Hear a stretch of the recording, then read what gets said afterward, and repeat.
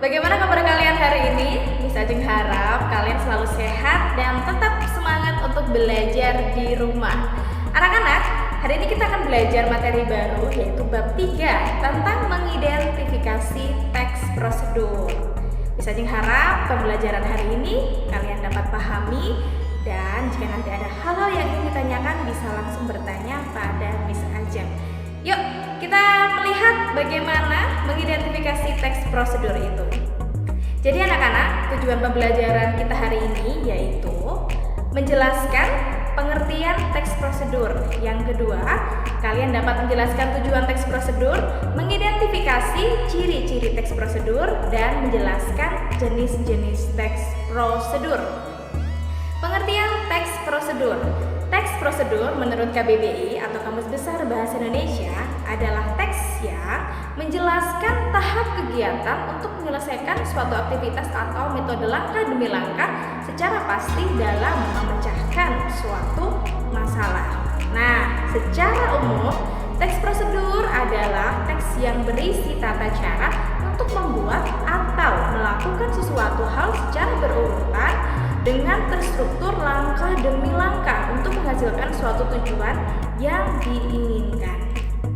Baik, tujuan teks prosedur yaitu menjelaskan kegiatan yang harus dilakukan agar pembaca atau pemirsa dapat secara tepat dan akurat mengikuti sebuah proses membuat sesuatu, melakukan suatu pekerjaan, atau menggunakan suatu alat. Ciri-ciri teks prosedur ada dua anak-anak, dilihat dari segi isinya dan dari segi bahasanya. Ciri isi teks prosedur yang pertama, berisi panduan langkah-langkah yang harus dilakukan. Jadi dalam teks prosedur itu harus ada langkah-langkahnya, biasanya ada penomorannya seperti ini anak-anak. Nah, langkah-langkah yang pertama, misalkan contohnya itu ambil 5 potong air kelapa hijau masing-masing 4 cm. 1, 2, 3, 4, 5. Jadi ada panduan langkah-langkah yang harus dilakukan. Kemudian ada isinya itu aturan atau batasan dalam hal bahan atau kegiatan dalam melakukan kegiatan. Contohnya, bahannya 5 potong akar kelapa hijau masing-masing 4 cm.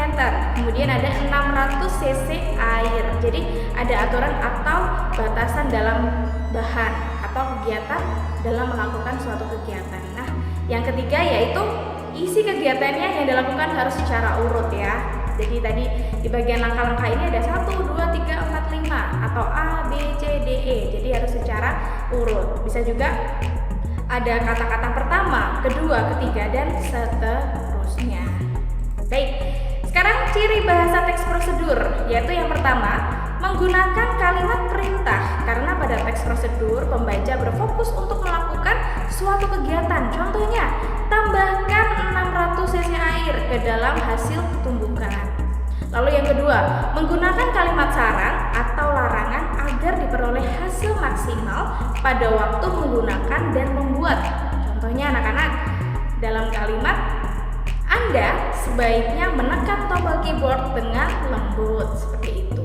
Lalu yang ketiga, menggunakan kata dengan ukuran akurat atau pasti. Contohnya, 1/4 tepung, 5 buah rimpang kunyit. Jadi ukurannya itu akurat, seperti itu. Dan ciri bahasa yang keempat yaitu menggunakan kelompok kalimat dengan batasan yang jelas. Contohnya anak-anak, rebus hingga menjadi bubur, lipat bagian ujung kanan sehingga membentuk segitiga sama kaki. Nah, seperti itu. Baik, setelah tadi kita mengetahui tentang ciri-ciri teks prosedur dari segi isi dan bahasa, nah kita sekarang belajar tentang jenis-jenis teks prosedur. Kira-kira ada berapa ya jenis-jenis teks prosedur? Yang pertama, ada teks prosedur untuk memandu cara membuat bahan, cara langkah. Kemudian teks prosedur untuk memandu cara menggunakan atau memainkan suatu alat, dan teks prosedur untuk memandu cara melakukan sebuah kegiatan. Jadi dibagi menjadi 3 jenis anak-anak. Ingat-ingat ya. Kita akan lihat satu persatu. Yang pertama yaitu teks prosedur membuat sesuatu. Teks prosedur membuat sesuatu adalah teks prosedur yang berisi langkah membuat suatu barang. Intinya, hasil teks prosedur prosedur ini berupa suatu produk. Contohnya anak-anak, cara membuat nasi goreng. Ini pasti anak-anak pada suka ini makan nasi goreng ya. Atau cara membuat mie goreng boleh. Lalu ada juga contohnya cara membuat kotak pensil dan cara membuat obat tradisional insomnia. Banyak sekali contohnya. Jadi intinya adalah dalam teks prosedur membuat sesuatu ini ada produk yang dihasilkan seperti itu. Lalu yang selanjutnya adalah teks prosedur menggunakan alat. Teks prosedur menggunakan alat adalah teks prosedur yang memandu pembaca untuk dapat memainkan alat atau menggunakan alat. Contohnya, cara menggunakan mesin cuci, cara memainkan angklung, seperti itu. Nah, yang ketiga yaitu teks prosedur melakukan sesuatu.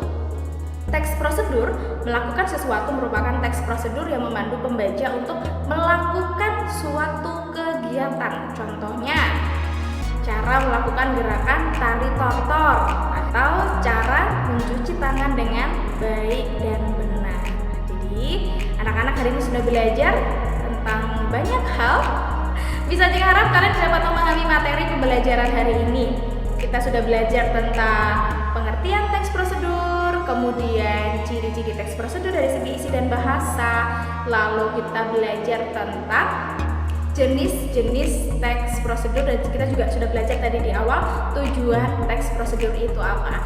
Bisa Cing harap kalian dapat memahami materi pembelajaran hari ini dan bisa aja selalu mengingatkan kalian untuk mengingat 3M anak-anak. Jadi selalu memakai masker, menjaga jarak, dan jangan lupa untuk mencuci tangan. Bisa Cing himbau kalian untuk tetap selalu berada di rumah. Misalkan pun kalian harus keluar rumah ya tetap patuhi protokol kesehatan anak-anak, yaitu mencuci tangan, kemudian memakai masker, dan jangan lupa untuk menjaga jarak. Bisa Cing harap pembelajaran hari ini kalian dapat pahami dan nanti jika ada pertanyaan bisa bertanya lewat Miss Ajeng, bisa di WhatsApp ataupun di chat Google Classroom. Terima kasih untuk perhatian kelas 7. Miss Ajeng sampaikan sampai jumpa. Dadah.